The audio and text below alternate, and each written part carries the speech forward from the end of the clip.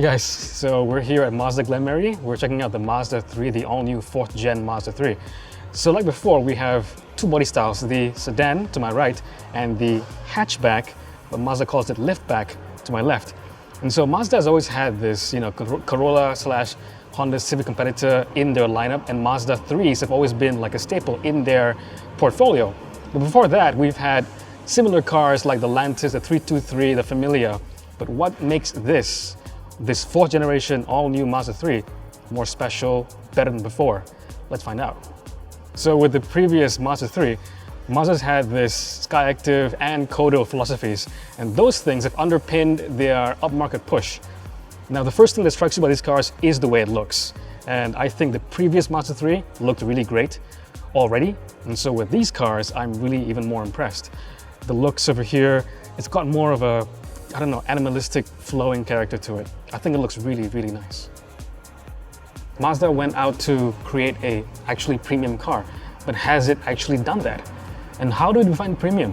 Is it about looks? Is it about features? Is it about tech, safety, a plush interior? What is it? And the thing is, this is a Mazda, so it has to drive like a Mazda should. Does it do that as well? There's a lot of things up in the air.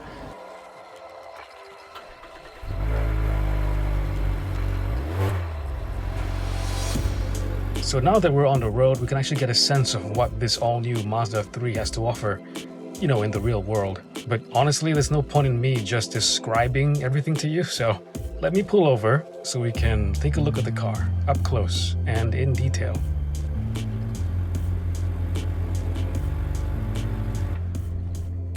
Mazda is celebrating their 100-year anniversary this year in 2020. And obviously wanted this car to be a head-turner. When you hear 5-door hatch, it's not that exciting, but this car tries to change that. Its profile is sleek and low, its fascia is menacing, but still elegant. And best of all, this snowflake white pearl exterior color really shows off those black accents and 18-inch gunmetal wheels off the best.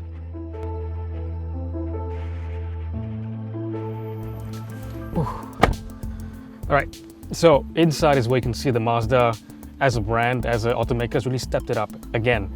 If you remember Mazdas from like 15 years ago, the 90s, this is not like that. This is way, they've stepped it up. I was really impressed by the old Mazda 3 and how that was more luxurious. And this is, again, next level stuff. Leather, soft touch, it just feels great.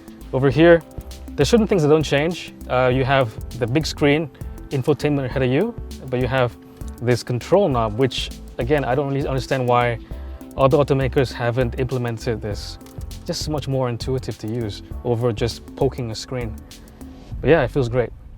In the back, the seats are just as plush and contoured, so you sit in them and not just on them, with ample leg room and shoulder room.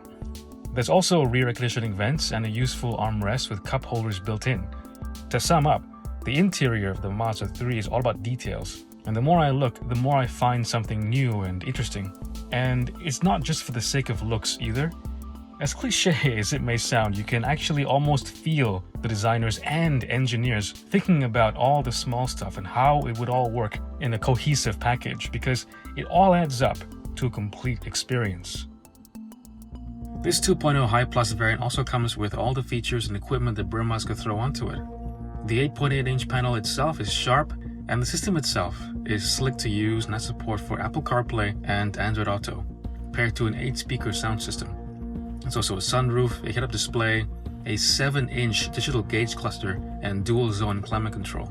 Safety-wise, the 3 has all the features that you would want, with 7 airbags and Mazda's iActive Sense safety suite, which includes smart brake support, blind spot monitoring, radar cruise control, lane departure warning, and rear cross-traffic alert.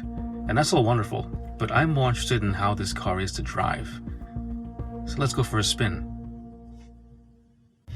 Amazingly, this car looks even sportier than the last one. I thought the last one looked great. I think I said it before, but this new version just takes it up a couple notches.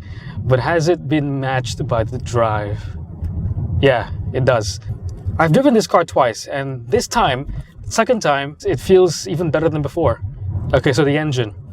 A 2.0 Skyactiv G, 162 horsepower, 213 Newton meters of torque. That's not going to be groundbreaking stuff. But if you come to grips with the engine, start to learn it, it really reveals its personality, okay? It's actually quite characterful. It's surprisingly torquey down low in the rev range. And it surprises you in how much you can actually pull. The 6-speed Skyactiv drive gearbox. Now this gearbox isn't auto, but it can really shift. And the thing is, you can leave it in drive like I'm doing now, and actually it kind of learns how you behave. It's a really clever gearbox. It's smooth, but it's also quite fast, and it knows when you want to shift based on your behavior. It's really well calibrated, I guess that's the word. Okay, back to handling. This car is a chameleon. It's not firm, but you can get busy. The ride can get a bit busy, but it's sort of a tap. You roll over some bumps or some imperfections, it taps you. You know it's there. You can feel the road. You feel connected to it, but it's not jarring. It's not like bothersome. But then you turn in and it responds. It responds very quickly. This car is like a hot hatch. Mazda doesn't call it a Mazda speed or an MPS, but does it need to when it drives this well? It's got one of the sharpest, most linear front ends that I've ever driven. You know, so it's a premium car. You have the premium ride and everything, but does that mean it went soft? Doesn't this drive as good as a Mazda should? As good as a Mazda 3 should? Yeah, it does. And it drives surprisingly well. Look at that. Oh, so sharp, the front end. This car is really impressive, guys. Like if you don't want to outright hot hatch like a racer boy hot hatch, this car will deliver all the fun that you want and more.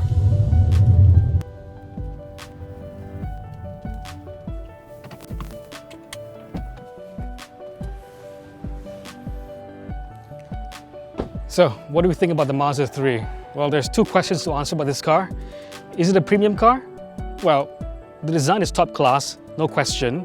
It's very well built and very luxurious inside. It's got all the tech features, all the safety features to make a luxury car or a premium car. So on paper, all the boxes are ticked. But is it also a Mazda? Well, it's fun to drive, definitely. It's actually a lot more of a hot hatch kind of feeling at the front end, but the ride is also quite luxurious, quite pliant. To me, it ticks all the boxes and rests in a very comfortable middle. I think it's really worth consideration. In fact, just go and test drive one, or just take my word for it and just buy one.